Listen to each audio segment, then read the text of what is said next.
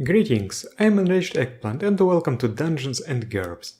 In this video I'll tell you how I would make a D&D barbarian in GURPS. The barbarian was a quite fun class to play. There is something cathartic in just entering a rage and smashing all the opposition. However, the barbarian is not just a combat machine, he is also a survivalist, something akin to the ranger class. There is a lot of role-playing potential in playing a barbarian. There could be interesting interaction with different tribes, or with civilized people, ancient traditions, ancestor worship, totem animals, guardian spirits, and many things like that.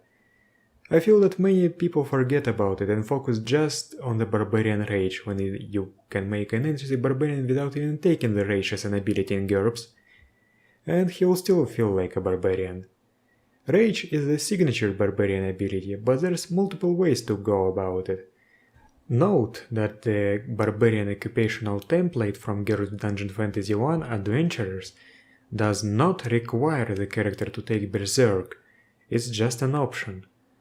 The simplest way would be just to take the Berserk disadvantage, optionally with a Battle Rage enhancement.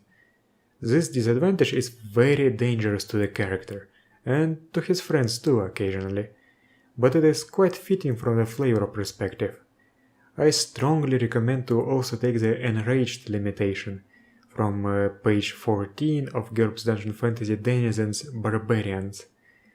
This limitation allows the character to make committed attacks instead of all-out attacks, and this greatly increases his chance of survival. The 3rd edition of GURPS had another option that can be used with only minor tweaks, called Berserk. Berserk also used to cost minus 15 points in the 3rd edition, so these disadvantages are equivalent in point values. These are the suggested tweaks to update it to the 4th edition. 1. Cold Berserk is a plus 0% enhancement for the Berserk disadvantage. It should be compatible with both Battle Rage and Enraged. 2. Replace any times the character takes more than 3 hits in one turn with any time the character suffers damage over 1/4 your HP in the space of 1 second. This makes it work more like the standard Berserk. And 3. Replace until HT reaches minus 5 times HT with until HP reaches minus 5 times HP. There is another option that is closer mechanically to the D&D or Pathfinder range, the Great Rage power-up from page 20 of GURPS Dungeon Fantasy Denizens Barbarians. This is not incompatible with Berserk though, so you can take both. You can also combine these options with some other abilities. For example, you can take Berserk with basic move, Will, ST, HT or even DR with Tough Skin and apply the only when Berserk minus 20% limitation. If you took the Great Rage power up, you'd have to use accessibility only when Great Rage is active, minus 10% instead of that.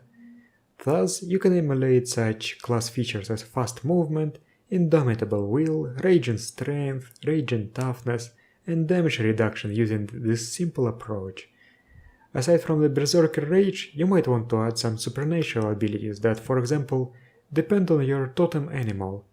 These could have various power modifiers, magical, spirit, nature, and sometimes even divine and psionic might fit. I wrote a blog post with many examples based on the rage powers of the Pathfinder Barbarian, and I am going to link it in the description. Even one of such abilities will add a lot of flavor to your barbarian.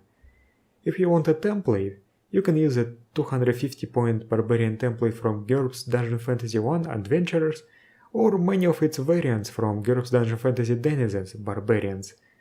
The latter also has many power-ups and other abilities that you may use as is, or as an inspiration for your own. There's also the Wrath power modifier, but I don't like it much. Alternatively, you can use my 150-point barbarian template that I'm going to link in the description. That was a short video. I'm going to finish talking about all the core classes, there's only 3 left, and all of them will be short videos too. After that I'm going to move to some other concepts. Thank you for watching and I'll see you next time.